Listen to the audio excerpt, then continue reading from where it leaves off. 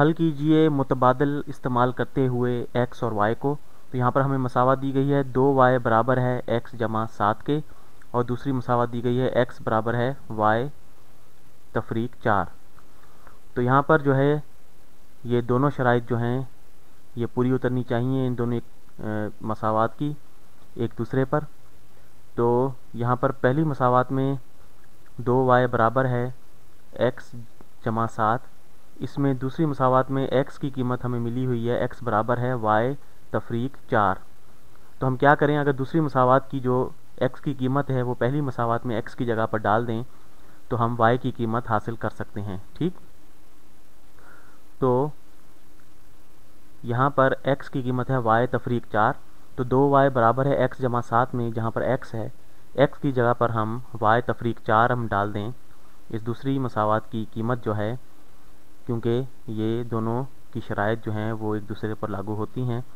तो y तफरीक 4 जब हम यहाँ पर ऊपर वाली मसावत में डालेंगे तो हमारे पास एक ही मुतगय्यर जो है वेरिएबल रह जाएगा, इसलिए हम उसकी कीमत हासिल कर पाएंगे। तो 2y बराबर है x की कीमत है y तफरीक 4, तो x की जगह पर आ जाएगा y तफरीक 4 और फिर जमा 7। ठीक,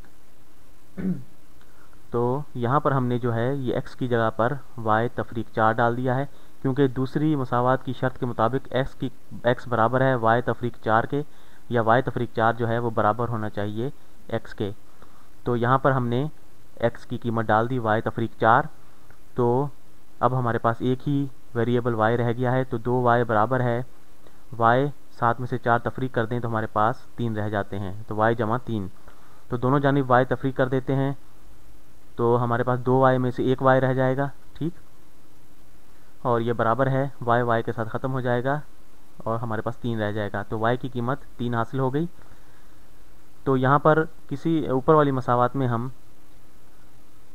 जो है नीचे वाली मसावत में y की जगह पर 3 डालते हैं तो हमें x की कीमत हासिल हो जाएगी।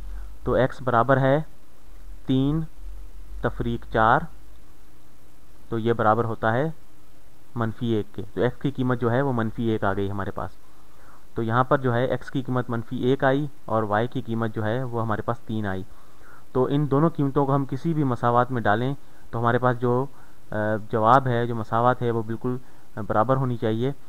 तो ये हम इसमें 2y जो है वो y की जगह पर 3 डाल दें अगर, तो 6 हो जाता है, और x में अगर -1 डालें तो यहाँ भी 6 हो जाता है। तो ये मसावत बिल्कुल सही होती है, दोनों की कीमत बिल्कुल सही है। अगर यहाँ पर हम y और x की कीमत डाल दें दोनों मसावत में तो हमारे पास बिल्कुल सही जवाब आता है।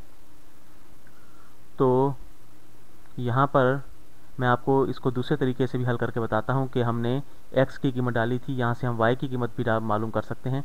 तो x बराबर है y तफरीक 4 के, तो दोनों जानिब अगर हम y जमा कर दें तो x जमा 4 बराबर है y, ये इस तरह हो जाता है।